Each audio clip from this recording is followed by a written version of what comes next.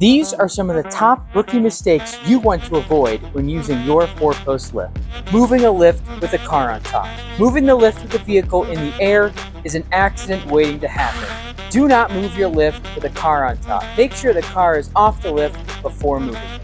If the work area under the lift is not clear of tools or debris, the lift will either crush those tools or those tools will end up damaging the lift. Always clear the work area, not disengaging the locks all the way. Sometimes when picking the lift up to lower it, the locks could get stuck. When lowering the lift, make sure all sides are lowering evenly, keeping the vehicle in neutral while working under the lift. Always make sure your car is in park and wheel chocks are placed in front of the wheels to prevent any unwanted movement. Don't be a rookie. Avoiding these mistakes could save both you and your car from a whole lot of trouble. Follow us for more tips and tricks. See ya!